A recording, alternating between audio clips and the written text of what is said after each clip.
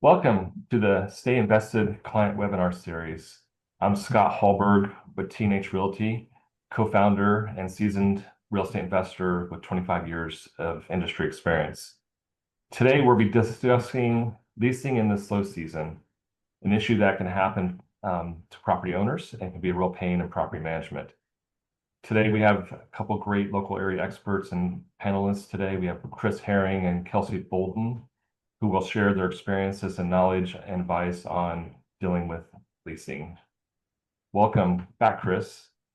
Oh, thank you. Good to be here again. Looking forward to it. And hey, welcome, Kelsey. First time. Thank you. I'm excited to be here. My webinar debut. Yeah. Yeah, you're our Director of Resident Relations, which encompasses our leasing department. And you started out leasing with us as our leasing manager a few years ago. So you're kind of over our leasing department and really have a lot of great experience and knowledge about how we do this. So hopefully we'll give some good insights and prepare everyone for what to expect. Yeah. All right. Well, again, today's topic is leasing in the off season. And I thought we'd start off with kind of a quick market check-in. Next week's the first day or first week of fall, and just wanted to see what's been going on and where are we going. Kelsey. Yeah. So this time of year, we start to see kind of a drop in things. I know it can be scary to a lot of our clients, but we see this every year, so it's very normal. We've started to see our overall leads and our application numbers fall over the last 3 weeks. Again, this is something that we expect when we start to see that September timeframe. So that's where we're at right now. Moving into the slower winter months, we lease homes all year round, but as we start to move into those times, things do take a little bit longer. And I know we'll talk about that more here soon, but, things just sit on the market for a little bit longer. We still have our marketing efforts. Even though things slow down, we actually work a lot harder during this time of the year to get our homes leased. So yeah, that's where we're at, and that's where we're going headed into the winter months. Yeah, it's been a busy summer. I think, we had some records applications and leasing homes this last summer. It's been a good leasing period for us. There's been a few slower months, and it has been slowing down, like you mentioned, now here in the fall. And historically, Indianapolis was always kind of like a summer seasonal market where that was our hot period, and it had a lot to do with school sessions. I mean, there has been a little bit of easing of that because school has changed. It's not completely summer break anymore, where you have more year balance systems and things like that. So it does kind of change a little bit, but still the summer is the primary leasing season here in Indianapolis. But yeah, like you mentioned, we do lease homes all times of the year. People move all times of the year. It's just a little bit less of a demand going into the fall and especially into the winter. And then it'll pick back up again in the spring. Yeah. But yeah, we can go in a little more detail as far as current data. For example, Kelsey, what was our best days on market this last summer? Yeah, so this year our lowest days on market was 21, so 21 days on market. We see that number ticking up a little bit, but our sweet spot, our busy season is like that March through June, July timeframe. And then, the numbers start to trend upwards a little bit at that time. But during the summer, we saw a low of 21 days on market. Right now, we're hovering around that 40 days timeframe. And again, this is normal. During our slower times, we're going to see higher days on market. It's just going to take longer for those homes to lease. Last year, I looked at our worst days on market number, and that was around that 60-day time frame, and we hit that around that holiday time. So a lot of people are not moving. Once well, people move all the time, but once you hit like the Thanksgiving, Christmas, New Year's, we start to see kind of a standstill a little bit. We still sign leases every week, but you should expect those days on market to be a little bit higher during that time frame. Yeah. Well, I just read an article this week from a industry insider, and so it's from a national company, so they have like all the major marketplaces in the US, and they are reporting about a 47-day on market current trend, and we're like 39, 40. So I think overall we're probably doing a little better than average. But yeah, it definitely is slowing, and it's off our peak for sure. Yeah. Chris, do you have any insights on the rental market or what you're hearing feedback from our clients through the PM group? Yeah, I mean, it's really trending to what we've seen in past years, no doubt about it.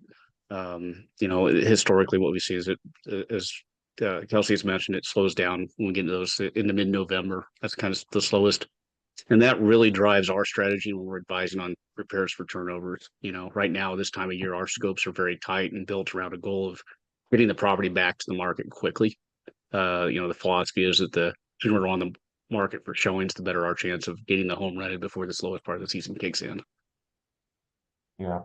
Yeah, I mean, there's a full court press and trying to minimize vacancy for our clients, and we'll address some of that later. But yeah, I mean, overall, I think that there's some interesting trends going on in the market. I mean, there's been some good articles recently. Wall Street Journal specifically mentioned about they have reports that U.S. mobility is down. People are kind of staying put in their jobs. They're not moving cities. They're not buying homes. There's a variety of different reasons: high interest rates, kind of the uncertainty in the market. I think it's affected us a little bit. I mean, you can see that it's, we expect it to slow down, but some of it is probably due to market factors as well. There's some data out there showing that, in August, for example, rental prices have decreased the first time this year. So we're seeing like a year-on-year decrease from August 24 to 25. And then vacancy rates are rising across the country, and a lot of it is due to that stalling nature, but also there's a lot of multifamily that's going online that increase the supply of housing for renters. And so that's kind of increasing our market. So there's some, uncertainty and some external factors that have affected and probably will affect us going forward. But again, we still do lease homes, and there are still people that have to move, and there are people that will move. So yeah, the main takeaway from this is that it is slower. It will be slower from now until March, but it's manageable, and we're doing everything we can to try to minimize that impact as much as possible. Yeah, I saw an interesting contributing factor yesterday. We're talking about it's the reinstatement of student loans has adjusted what people can spend. Yeah, and we really can't. We don't have any say in that, or we don't have any way to control that whatsoever. So, okay, well, it kind of leads us into our discussion today is how can we help and explain what owners should do and how they should prepare to position their home and their investment to minimize the days on the market and to decrease that vacancy overall. I mean, the first thing that comes to my mind is price and incentive strategies to try to get the homes I guess out there and attractive for potential residents. And today, Jeremy had a podcast this week with one of the officers of Evernest Property Management Company, and their discussion was some of the 5 greatest mistakes that rental investors make. And they had a really good segment on pricing. And, that's where I think, starting off here on pricing is a good starting point for us today. Kelsey or Chris, I mean, what do you think about how important pricing is and why that matters? Yeah, I'm sorry, go ahead. Okay. I was just going to say that I'm glad that the data is kind of coming out there to support what we've actually been saying for about a year now. So we've been advising our clients for a while that pricing is becoming more stagnant than what we've seen in the previous years.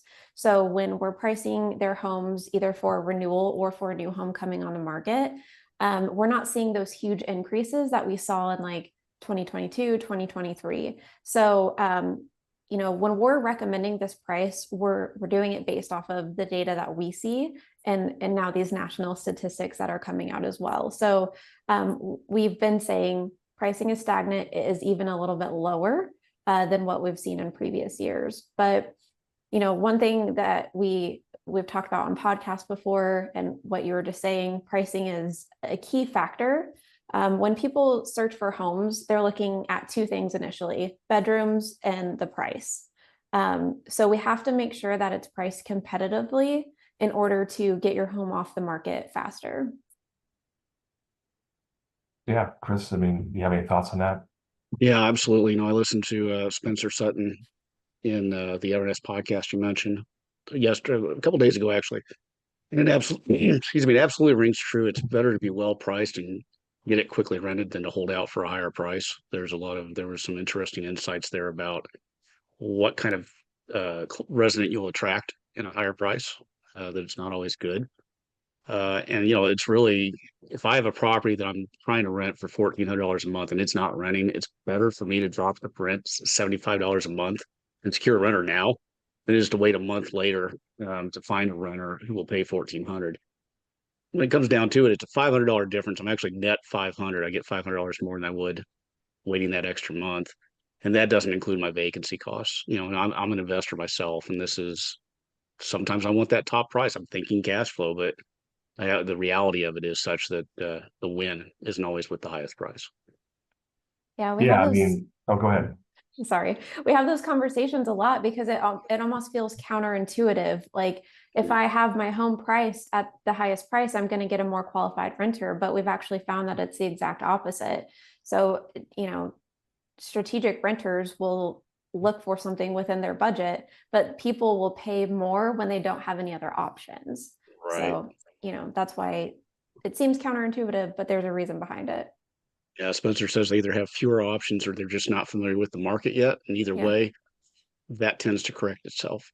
And it's Right. not into the benefit of the client. The client's going to end up with a turnover sooner. And Yep. in some cases it may be more expensive. There may be some lease break problems, things like that as well. Yep. Yeah, I mean, that's the key. I mean, in today's marketplace, almost every renter will look online for their ad and to find their home. And there's a lot of platforms, we'll discuss those later, but they'll see the price. I mean, it's just like upfront in their face.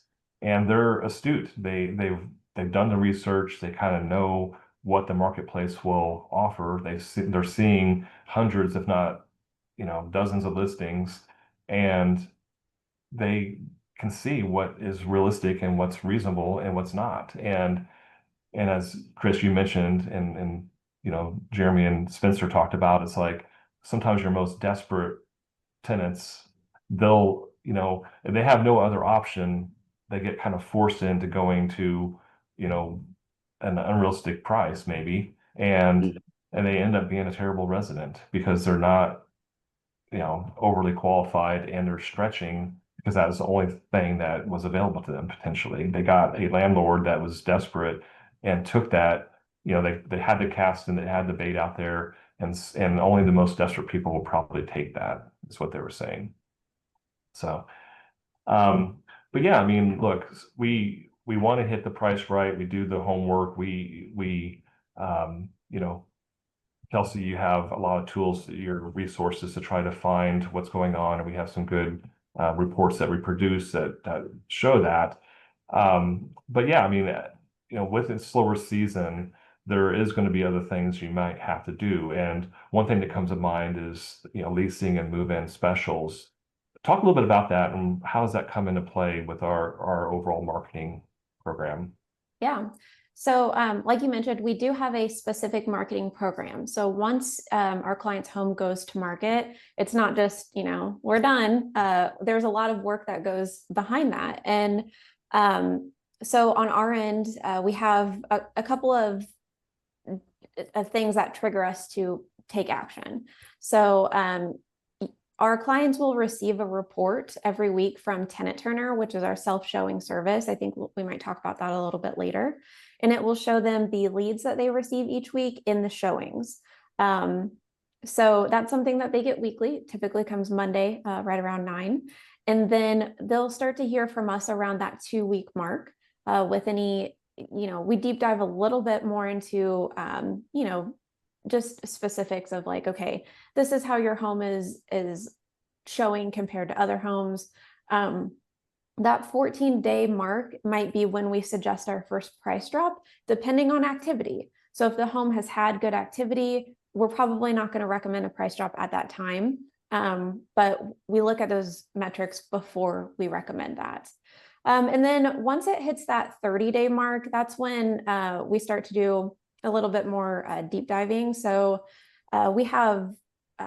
we will pull a new CMA at that 30-day mark because, typically CMAs are good for about 30 days. The market is ever changing. So we want to make sure that we're still priced according to other homes in the market, other comparables. And then as far as specials go, we don't really recommend a move-in special until later on. Sometimes we can do it beforehand, just depending on what the activity of the home is looking like. But our go-to promotion is at around that adverse time, which is like a 90-day mark. Then we might offer like half off the first full month of rent as a special. But we do a lot in between that time to boost your listings in the algorithm and just make sure we're still priced competitively. Yeah, I mean, I think, it'll be interesting to see if some of the external market factors really affect us this year worse than what we're expecting. I think over the last couple of years, we haven't had to do a lot of specials per se. But I remember back, maybe a decade ago, that was very commonplace. First month's rent half off, or maybe even a full month's rent off. Yeah. So if things get really down, unfortunately, that might come back into play, and then we'll offer that or suggest it if owners want to do that. I personally think it's not a bad strategy if you're really at the point where you need to do that to be competitively advantaged. Taking a hit up front is better than like setting a lower lease rate for the whole year, because you're kind of locking in that low rent for future price increases. Whereas if you just give the discount up front, then the normal rent kicks in second or third month, maybe, then you're, set for the next renewal and potentially have that multiplier effect of that. So Yeah. And we want to make sure that we're offering the special. The reason why we don't do it immediately is because we have to be strategic about it. So if we're just offering a special right off the bat and we're not getting any leads, it's not going to generate more leads. So that's why we make sure that we're still priced competitively. We do some other things prior to adding that special. If we're getting the leads and we're just not getting, the applications in, that's a really good time for that special to come into play and kind of incentivize people to move forward with their application. yeah, I mean, I think, you already kind of talked about the next point here is that we do regular checks. I mean, you're doing weekly reviews of the marketing effort on every property that we have on the market. And then at certain points you do additional research. But the bottom line is that, you don't want to react too quickly, but you don't want to be stubborn on it either. But at some point, adjusting the marketing effort is what's needed to get out of any type of vacancy ultimately. So yeah, I mean, Chris, you kind of talked about this earlier, is that, taking a $50 adjustment on a monthly rent price is a lot better to attract that resident and get someone in there as quickly as possible, rather than going a whole nother month of losing a whole month's rent. And that can really add up by having that vacancy cost. So yeah, any other thoughts on that or? Yeah, no, it makes all the sense in the world. I think there's a good distinction here. Whereas we talk about adjusting prices, lowering prices to attract more people to come in and look at the property. That's designed to solve a different problem. That's designed to solve a problem where people aren't looking. Once people are looking, if we aren't getting any takers, that's where these leasing specials, moving specials, things like that, they're designed to entice that pool of people we've already created to act. Right. Well, yeah, at the end of the day, the key takeaway here is pricing is king. I mean, I think it's important to try to hit the market from the very get-go with the most accurate price. I mean, I know we get pressure all the time that, and I certainly understand it as an investor myself. I want more monthly rent, but we can't push the market, especially in the slower season. People are, at least good qualified residents are astute. They're going to understand the market price and they're not going to pay over it. And so, unfortunately, like you said earlier, Kelsey, is that we're not banking on the year-to-year increases that we used to see during the COVID years, for example. Things have eased back a little bit.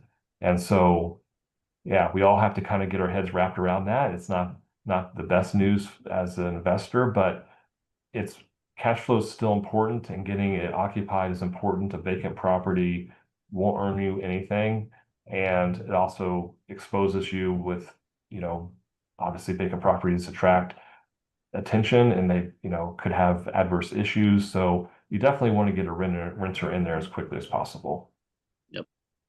I think we've had to have sit downs with both of you guys in your rental properties on pricing.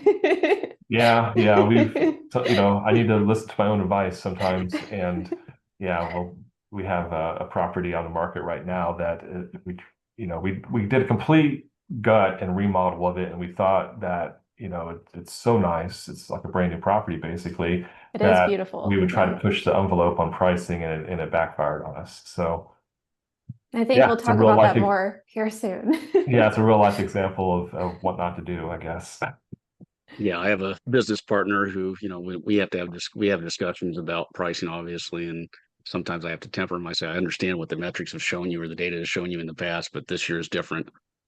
We've had that conversation a lot with clients. It's like if you came in as an investor during the COVID years, you're seeing this year over year gain in rents. And to be frank, and Scott, I know you'll agree to this one.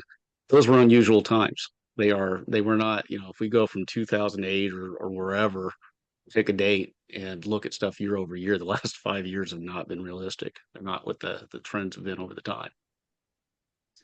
Yeah, it's been great, but unfortunately, kind of we're getting back to reality now, maybe if you look at like a larger 20-year average. But the good thing about the Indy metro area is that, in my career, I've never seen a drastic downturn where we've had a really negative period. It's just always been slow and steady.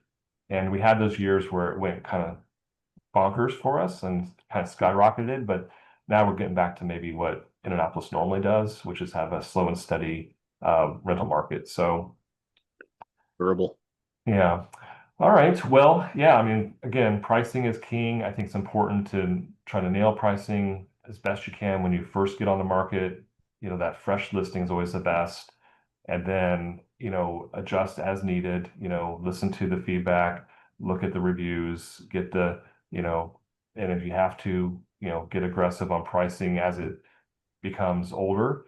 That's the only way to really get out of the problem, unfortunately, if it's not invented yet. So, okay, well, we'll move on to the next section. Besides pricing, the number two thing, the second most critical issue is really condition and property readiness and appeal. I think there's a lot of things out there as, honey attracts flies, that type of thing. I mean, you want to have something that looks nice and is nice to get the very best resident possible.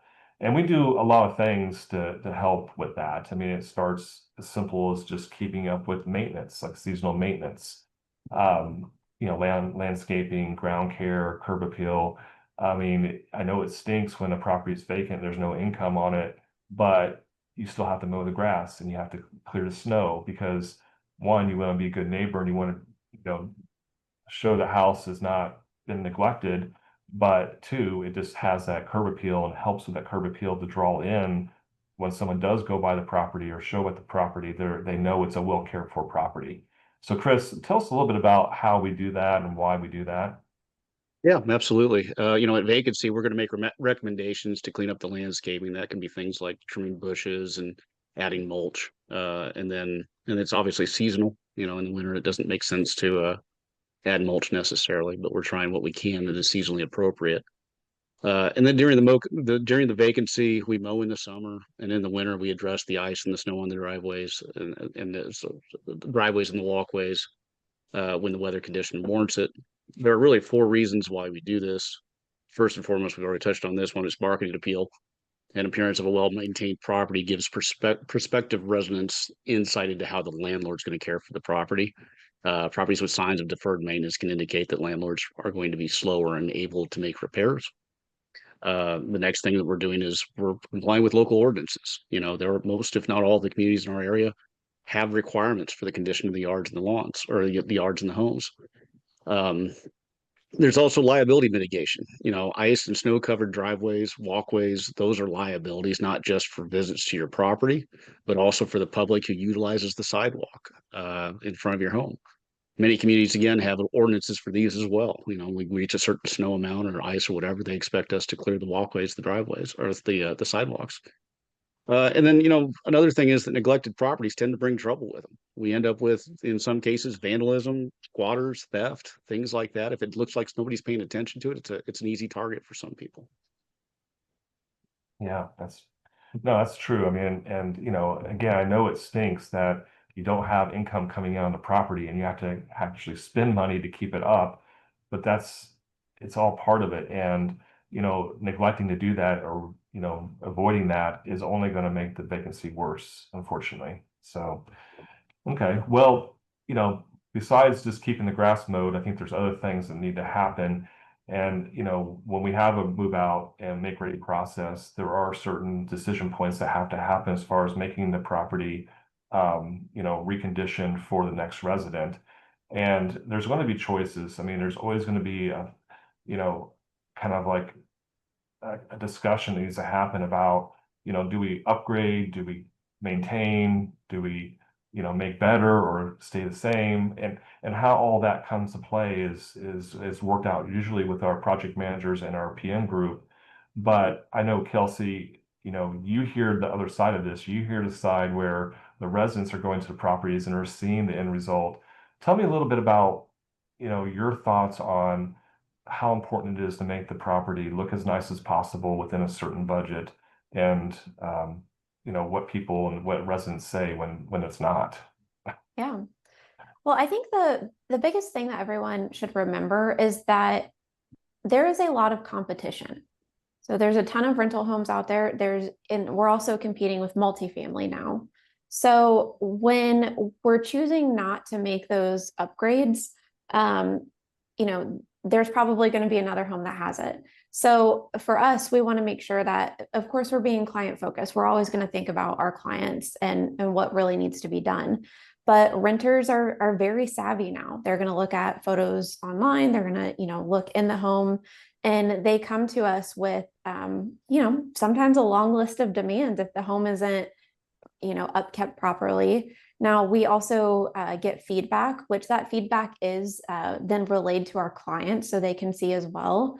But if an appliance needs replaced or it's just very old, we get that feedback. So the longer we wait to make repairs, the longer it will probably take to lease your home. I know that that's probably not something that everyone wants to hear, but I do think it's also important to remember that when we're doing that upkeep or making those changes, we're not necessarily we don't ask our clients to make the highest end upgrades to the home. That doesn't always make sense because I think some people have the mindset that, okay, I'm going to make very high end upgrades and then I can max out my rental price. And that's not the case. So we want to make sure that the home is in good condition, that it feels nice for the person walking in. But we don't always need those very high end upgrades in order to get your home leased quickly.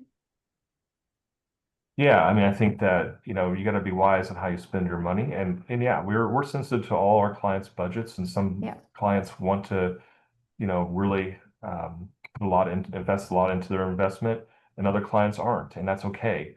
But at the end of the day, we have certain minimum standards that have to be met, and that's generally, city and state and federal requirements. But at the end of the day, we do allow some variableness in the condition of the property. We do definitely want it to be as in nicest shape as possible, because we know that that does generally reduce vacancy and get the best qualified tenant in there at the highest rent rate possible. Otherwise, like you mentioned, they're going to find a different house that's in better shape at the same price, or et cetera. But yeah, I mean, at the end of the day, even small things like a fresh coat of paint is probably more affordable than maybe upgrading flooring. Chris, talk about some of the how and why, how you look at spending that money and return on that investment that you may want to consider. Yeah, there are a few things that are in my mind when we talk about this. First, my general approach has been that well repaired property performs better. Time and time again, I see that over and over again. When we look at upgrades and things like that, new flooring and paint are always great upgrades. Touching back on the multifamily, if you look at the multifamilies, they're usually your competitive, in your neighborhood, and what they're doing to compete. Their flooring doesn't look worn. Their paint doesn't look, rough. They're always updating those things because they know that's what brings people in. Um, and we've seen it too. We consistently the things that have fresh paint and the LVP flooring, things like that, tend to be ones that find renters very quickly. I also recommend updating light fixtures in kitchens and bathrooms. These are areas that should feel clean and bright. And that is a really easy way to do that. Replace that old dim, buzzing fluorescent light that's in the kitchen, put something more modern in there, and suddenly it changes the look quite a bit. Additionally, modern appliances can help a dated kitchen. Bringing in it doesn't have to be high-end stuff. We have some pretty good, pretty competitive packages. We use a business-to-business relationship for appliances. And I've found prices from them that are better than Black Friday prices pretty consistently. Another thing to think about right now, this is probably talking more towards people who have probably bought after the COVID year when the interest rates started to get up into the higher numbers these last couple of years, is if you plan to refinance, say when property rate or interest rates drop down to the fives, you probably want a strong appraisal value. And taking a close look at all those dated items, things like bathrooms, cabinets, countertops, not only do these boost the appeal of the home, they also have a strong return on investment. You can see as much as 70 to 100% return on investment when it comes to an appraisal for these items. I really, I've done 2 heavy remodels in the past year, and we've really focused on our kitchens and our bathrooms. Those are things that are done well. I'm really beginning to believe that backsplashes in kitchens, if you're above the average rents, is not a bad way to improve the look in some kitchens. And again, just look at the multifamilies that are near your property and that are at a comparable price point. Look at what they're doing. Are they bringing in, are they using granite countertops versus laminate? Are they doing LVP versus carpet? Are they, what do their finishes look like? That's those, they have probably a couple hundred units in some cases in the area, and they are really kind of anchoring the price point for that area. Yeah, that's a very good point. I mean, there was a day in Broad Ripple, where our office is located, that you basically can rent, shag carpet, no paint on the wall. Basically, it can be not even cleaned, and people were just renting it because it was the only thing that they knew, and they want to live in this area. That's what you had to. That's what you got. But now it's way more competitive, like you mentioned, Kelsey, and people are seeing all different types of options out there. People are putting money into the properties and making them nicer, and that's kind of raised the bar for everyone, unfortunately. But I think it's good to think about, you know, should you put a new set of appliances in, or should you clean the carpet? I mean, there's obviously discussions that have to happen. I think that if you are limited on budget, always cleaning and making things fresh, at least with paint and cleaning this is probably the most important thing. And then if you want to invest and put additional capital into your investment, then doing the selective updates could be an option. And those could maybe help hit your market rent better. If, for example, you're under market rent because of the condition and you want to get to market rent, then those selective upgrades can help that. But just putting nice things into homes isn't going to get you a better price necessarily. Because again, as we discussed earlier, potential residents are savvy. They've already done the research. They know what these areas rent for in any particular micro market. And, they're not going to overpay, Yeah, well, and it's like the appraised value of a home. You're really working towards the best price that other homes in the area are demonstrating. You're probably unlikely to go above that, especially in an appraisal. If they don't have the recent sales to support it, they're not going to put you at a higher number necessarily. And you've got to really kind of think of it that way. It's not trying to get over and above what market will pay. It's trying to get as close to market payment. That's what you're really aiming for. Yeah. Well, I think the key takeaway here again is that besides price, condition is your second most important thing. And it does matter because people are, if anything, they're more picky than they have ever been. People don't like dirtiness. They don't like worn out things. So at the end of the day, try to maintain and get to that at least that minimum level for the area. And then if you have the extra funds and you want to, try to upgrade and keep your property from appraisal standpoint or get back to that highest market rate that's available, then those selective upgrades can help for sure. So. Yep. Okay, well, now that you've set the price and you got the condition all set, we got to put it on the market, and there's a lot to that. And I thought we can spend the next few minutes really talking about, as you mentioned earlier, Kelsey, we have a comprehensive and progressive maintenance or marketing program, and really a lot's changed over the years. I mean, I remember 25 years ago, the only thing that we had to do was put a yard sign in and have a phone number and then show the property. But it's, internet was still new. Unfortunately, it wasn't really being utilized for online listings. There were online listing services. Eventually, Craigslist came around, but that was really basic. But now there's a lot more. So, Kelsey, tell me a little bit about our listing platforms and all the syndication that happens. Kind of where do we get our leads, and how do residents see properties in the modern marketplace? Yeah, it's funny. Now I'm getting nostalgia thinking about listing homes on Craigslist from back in the day. I'm glad we don't do that anymore. Yeah. But yeah, so as far as our marketing process goes, our clients are informed throughout the process. So typically we'll put a home on wait list prior to it being ready to go on market fully. I think this is important for everyone to remember too. As soon as we receive notice, we're not going to go ahead and put the home on wait list. And there's a reason why. If the home is on wait list too early, it starts ticking up those days on market. And when renters are searching online, they're seeing how long the home has been on market. So if we do it too early, it's going to deter qualified renters, which is why we don't do that automatically. We get that question a lot. Our goal is to list your home on wait list about 14 days prior to its actual availability date. So got that done. And then we list your home. You'll get, notifications that your home's on the market. You'll be able to review your listing. We syndicate through our showing service, which is Tenant Turner, and we syndicate out to dozens of websites. So the majority of our leads come from Zillow, and we actually have a premium Zillow placement. So, we pay for that so that our clients' homes are showcased in a higher level than other homes are on Zillow. We do 3D tours. Now, once we get through, once the home's been on market, there's things that we do after that, and I can talk about that in a minute. But our top rental site is Zillow. We also do something a little bit unique compared to, I think, a lot of other companies where we list on the MLS. So that way your home is exposed to realtors, across central Indiana. So you're getting that additional exposure. And then realtors will, a lot of times they have clients who are in between houses. They're just not quite ready to buy yet. So they're looking for rental homes. So every week we have realtors show our homes. So I think it's important that not only do we list on, the syndicated platforms, we also list on that MLS service as well.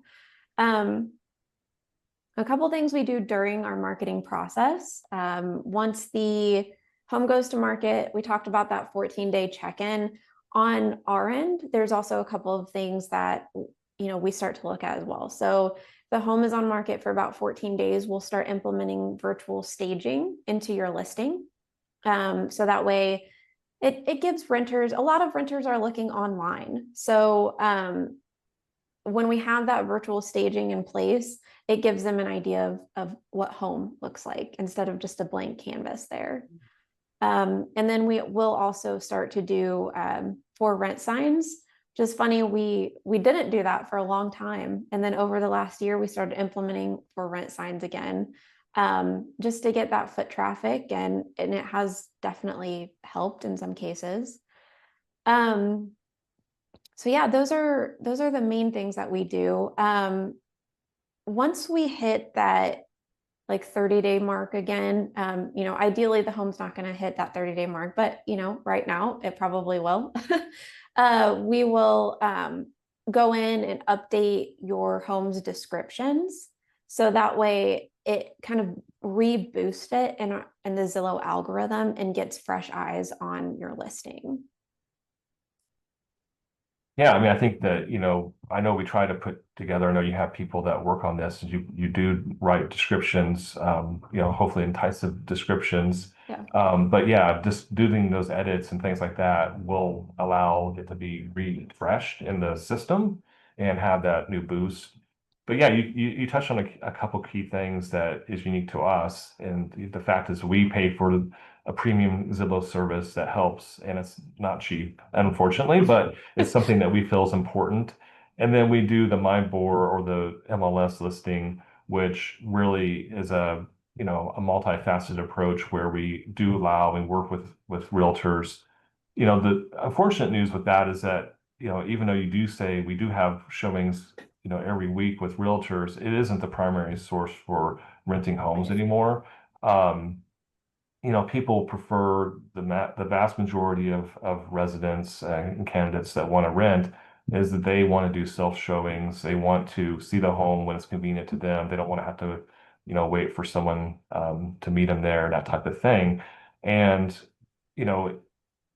most people just do it outside of realtors. And then, on the flip side, most realtors really don't want to do rental listings and or help their potential clients rent homes because it's not very lucrative and they need to spend their time on selling homes, but they'll do it. I think that they can do it if they're helping a family friend or a future potential client as a temporary, solution. And in some cases, like for insurance purposes and like temporary housing situations, things like that. So at the end of the day, the vast majority of potential renters are finding the homes online, doing the research themselves, not using agents and doing those self showings. So that's where, the syndication is so important and getting out there in front of or get out there on all the important websites, and then having the very best looking ad, possible. And it starts with, really good photography, as you mentioned, and then we do some enhanced services with our 3D touring and virtual touring, and then potentially virtual staging even. But Chris, you have a background in photography. How important is it to get those really good pictures, and do you have any tips on that? Yeah, you know what? They say that pictures are worth 1,000 words, and they absolutely are, as we talked about earlier here. The investor or the residents, the prospective residents that we're working with are, they're finding us online. They're looking at photos. There's a lot of technology there. that has evolved over the years. You know, we now offer virtual tours, 360 tours. That is something that we do with our properties. And it's just, you know, what do you want? You want the home to look appealing. You know, we're trying to get them in the door, physically in the door to look at the property. And that starts with, you know, what seems to be most important to people over the years. As I've watched people do showings, is first of all, it needs to look nice on the outside, without a doubt. You know, well positioned, bright, sunny, inviting. And then we want to try to get them to visualize themselves in the home. Um, and that is, you know, what do they care about? It's generally the kitchen, the bathroom, the master bathroom, the size of it, the things that are available there, the master bedroom. That's, you know, the people there are ones that are going to pay the rent are the ones thinking about what happens there and then where they're going to put the couches and whatnot. So we want to give them a good view of what that home looks like up front, give them an opportunity to start mentally living in that home before they've even walked into it, and be curious enough to see if their vision lines up. And that's going to be a lot of, you know, multi shots of rooms. We don't just give one shot. We try to give 2, 3, 4 shots to help you understand how the home is laid out, and, you know, really paint that picture in your mind. That's what we really want to do, is paint that picture of what your belongings look like in that home, that it's light, it's bright, it's cheerful. It's going to be a good stress reducer rather than a stress increaser. Yeah, I mean, I think that, you know, having those bright pictures, having the virtual tours, which allows people to kind of click through and kind of walk through the house without going there yet, that really helps a lot. And then, Kelsey, you said earlier, putting, you know, instead of having a blank canvas, you know, having a bed virtually in the bedroom and having couches and virtually in the living room really helps show, you know, the layout and how, you know, spacious or you know what you can do with the potential homes and how it would look if, you know, once you have your furniture in there. And that really helps us understand, you know, instead of having to, you know, bake it, it actually kind of looks like it's there, and that really helps. So Yeah. but at the end of the day, you know, once you get, you know, the listing optimized and it's attractive and you're getting leads, really the next crucial thing is really taking care to be responsive to you know the inquiries that happen, and really that you know, if you get a lead and you wait, you know, and you don't talk to them, they're probably going to move on. So, you know, we have a dedicated team. You know, our leasing department is probably one of the bigger departments in our company, and we probably have one of the biggest leasing teams in the state. We put a lot of effort into this. Kelsey, talk about, you know, you were kind of instrumental in setting up our current leasing structure as far as personnel wise. Tell us a little bit about that and how we handle that. Yeah. So I'm really proud of our leasing team. Like you said, we kind of built it from the ground up. When I first started, we were like 2 people, and now we have a huge team. But one thing that I think is really important to note is that we have a 24-hour leasing line. So all leasing calls are going to be answered, even if it's not by our direct team members. We have a service who answers leads, and then, you know, like if we're on a call, we miss the call, the answering service will get the call and then get it back to us, so that way we can respond. So responding to leads and getting their questions answered is our number 1 priority. But what that looks like on our end, we have 2 people outside of, you know, our service that are dedicated to answering leads and doing follow-ups, which I think is so important. And a lot of other companies do lack in this. We get the feedback a lot, even from our prospects. Oh my gosh, I'm so glad that you called me back, because it just doesn't really happen at other places. But after someone tours the home, we will always do a 24-hour follow-up call just to ask them questions, see how their tour was. We'll also, if they haven't applied, we'll try to encourage an application. If they're not interested, we want to know why, so that way we can report that back to our clients. Now, the reality is we don't always get, you know, we can't always get a hold of the people, have to leave voicemail. They're looking at dozens of properties. So if we have the feedback, we're going to give it to you. If we don't have the feedback, it's probably because we haven't been able to get in touch with them, but we have a multi-touch service. So not only will we do a phone call, leave a voicemail, or actually talk to them, We also send text messages, we send emails, we follow up several times, just so that we're in the forefront of their mind. Like, hi, it's us, T&H again. How did you like your tour? It's important to us. And, you know, it doesn't benefit us to have a home sit on the market. It's more work for us. It's not fun. We want to get the home leased just as much as our clients want to get their home leased. So that's why we have our dedicated people. We have someone who is working applications throughout the whole day.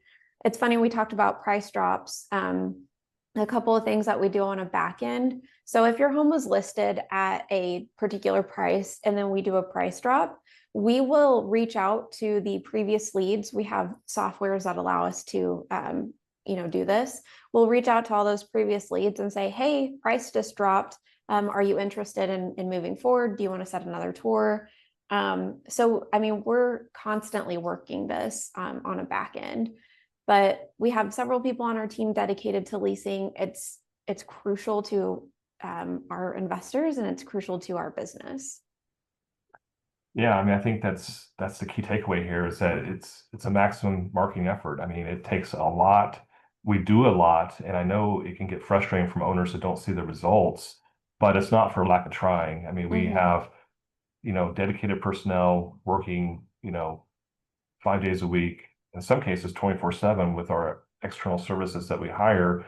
But we work really hard to try to get, every lead to ultimately rent your home. But unfortunately, we can't, force them to do it though. Right. We're subjective to them complying and cooperating, and people see dozens of homes, like you said, and they just don't respond. But it's not for lack of trying. So, Yeah. but at the end of the day, we do quite a bit, and there's a certain value that we provide for our fee structure, and we try to, on the marketing side, like you said, there's a lot of work that goes on to it every day, and we don't stop until it's rented. Once someone does apply, there's more work that has to happen to make sure they're qualified. And, it's really important not to put an unqualified resident into a home just to get it occupied, because that's only going to be a future disaster. Jeremy and Spencer Sutton talked about that in their podcast as well. As far as, lease negotiations, once we get someone who's said, yes, I want to rent this house, I'm okay with the price, then you work out terms. I mean, we try to position the lease. We start with a multi-year lease now because we want people to stay longer than 1 year. And another thing we do too is that we try to stagger the end dates. So, if you're in a, less than ideal season, like we are going into right now, maybe next time we can get you into the hotter season. So we do some creative terms as far as 16-month, 18-month or such. So those are some things we do. Obviously, avoiding the vacancy in the first place is a real important task for us. And we do a lot of effort in this last year, especially. We've doubled down our efforts on keeping residents in there with our renewal processes. So, that's another important thing. But Chris and your group, you do a lot of work to try to minimize the time, the whole vacancy, especially the upfront time during the make-ready processes. We really have worked hard to try to speed that whole segment up as well. But any final thoughts on our marketing effort or make ready? I mean, Kelsey, do you want to? I don't know if I missed anything or not, but if you want to add anything else. Yeah, just a couple of quick things. When we're in those peak seasons, there's a couple things that we're going to automatically do. So we're in the peak season. When we send out approvals to any applicants, we're automatically sending those approvals for 24 months. So that way we're keeping a tenant in your home longer. Now, once September hits, we have an automatic switch where we know we're going to start sending 16-month approvals. We do the same thing for your renewals.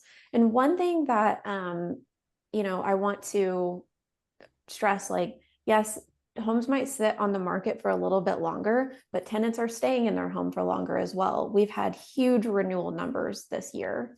So that's something that's really important to remember too.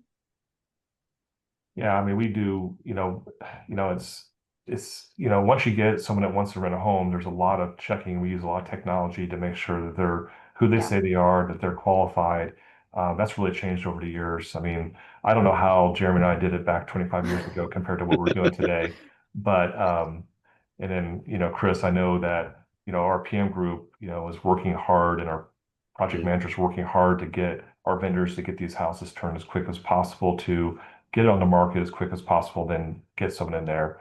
So, but overall, I mean, the key takeaway here is that it's a multifaceted approach, and we have multiple departments in our company working on this at all times. And we really, like Kelsey, you said, we have no interest in the property being vacant. We want it occupied. We want it performing. We work as hard as we can. I mean, it's our daily mission to get every property rented, and we don't stop until we do. But yeah, we can go and, I don't know, as far as if there's any questions out there, we have a few minutes that we can take any questions from our clients. Chris, if you want to watch that. But, one thing that we need to do is, from my own investments, I need to take my own advice and adjust our pricing on a couple of our rentals. Chris, you got lucky recently. You moved a family member in one of your rentals, so you didn't have to go through that. But Yeah, I've been lucky twice this year. I had one resident who wanted my property in Anderson before I even had the previous resident out of it. And then the latest house that I bought, the one up in Muncie, that is one where I've got my two college age students living in a home up there for 3 years, what we call a delayed flip. They're going to be there for 3 years. Now that one was easy. I got them in, but I still have 2 rooms that we're trying to rent, and that's been a challenge. That's been a learning curve for us, and we're still trying to find somebody, learn some hard lessons about the seasonality of college markets. Is the best way to a describe little it. different. It's a little different beast. Yeah. It's a different beast, and it's different than when you and I were back in the 1900s going to college. Everyone wanted out of the dorms. The dorms are Oh my way God. closer. I know, Yeah, right? I took a horse and carriage to my college, I think. Right. But now the dorms are way plusher. I mean, they beat Disney World in some ways. Oh But you man. pay the price for it. It's about $14,000 a year. That's a small state college. You know, it's brutal. Yeah. Well, Um, do we have any questions or anything? yeah, I do have one here. It looks like it's sorry, I'm struggling with my bifocals today. Pradeep is asking, he said they came in a little late and wanted to know if we were seeing softness in the Indianapolis market. So do you kind of want to recap that, Kelsey? Yeah, so this is the time of year that we start to see that September through February timeframe. So, we're just advising our clients right now, everyone, we have to be patient. We're going to continue to keep our clients informed while their home is on the market, of the activity. But yes, we are starting to see the market soften, but this is not anything out of the norm of what we experience every year. Yeah, just to briefly summarize that, I mean, Indianapolis is a seasonal market. We have classic seasonal effect here, where our summer months are our best leasing months, our quickest leasing months. Average days on market can be in the low 20s, but as you move into fall, it can be very easily in the 40-ish range. And then as you move into this in winter, it can be as high as in the high 50s as a day on market on average. And that's not unusual for this market. It's just how this market's always been, and it will always be, unfortunately. But, we did talk about some national trends. We are beating the national averages right now, and we're definitely beating our local competition. So that's great. We look at that each week because we want to know how we're doing, and it's important that we are doing as better than anyone else. We take great pride in that. But as far as national averages right now, you're seeing national average about 47 days on market, and we're about 39, 40. So that's kind of where we are. We do think that there's some external factors that may make this a slower season than normal due to some uncertainty in the market, with interest rates, political pressures, etc. And you know, people are just unfortunately not moving as much right now, but they're also staying longer in their current leases. So that's good news for our occupied owners. So That's Yeah. where, and tangentially, I just want to make a really call out your team, Kelsey, what the leasing team does in the background, what Tim's doing in the renewal side. I've had a chance to look under the hood on this the last couple of years, and it is absolutely incredible the amount of effort that's happening behind the scenes that maybe the clients aren't aware of. The interactions, for example, the property managers and your team are getting together on a weekly basis. They're discussing properties that are slow to rent and really working to solve that proactively. Sorry to interrupt you there, but that was definitely something I wanted to talk about. It's just seeing how I don't think just, we've seen more renewals this year than maybe we have in the past. I think part of that is that mobility issue that we've talked about, but I also think a big part of it is the tweaks and the adjustments that you guys have made to the process, and Tim being in that seat doing what he does. Yeah. Yeah. No, I was just going to talk about our renewals. Once we get the home occupied, we're going to try to keep it occupied as long as possible. It's a huge effort, but yeah, I like that you brought that up. I think it's important for our clients to know it's not just your home's on the market. You only have one set of eyes on it. It is a multi-department effort to get your home leased. So every single week we do meet with, your assigned property manager. We talk about any kind of feedback we get, and it's a group effort to get that home off the market. Yeah, and as you said, the best turnover is no turnover. Right. That's what we keep the person in there. NARPM, which is our industry group, recently surveyed their members, which we are a part of them, and found that the average turnover for 2024 was running between $5,000 and $10,000. That is, we've had pressures on labor costs, material costs. Those increased significantly over COVID. I heard over the last 5 years, insurance rates have increased 70%. I mean, it's coming at you from all directions. Locally, we have at the state level some challenges with our property taxes. There's been discussion about reworking that. In fact, I think they did do some reworking earlier this year. Yeah, but that's what really, it starts with the mindset of a well-repaired property. Get it repaired, get that resident in there, give them no reason to want to leave, and balance price with occupancy is really what it comes down to. Well, I appreciate all that advice. I think we could probably talk about it for another day or two. But at the end of the day, I think we covered, pricing's key, conditions important. The marketing efforts, you got to maximize that. You got to do a full court press to get, every aspect of the lead, the listing, everything has to be optimized. And then once we get someone on the hook, you follow through and get them to sign. You do all the proper vetting to make sure they're good. But at the end of the day, it takes a lot of effort to do this, and we're happy to do that. That's what we're hired to do. And I feel like, generally speaking, we're better than average. And I hope we'll get better even. As far as today, we appreciate your time. And if you have questions, please reach out to your property managers or leasing managers as needed. We thank you for joining today, and we hope it's been informative. And until next time, please stay invested in your investment. We'll see you. Thank you. All right. Bye.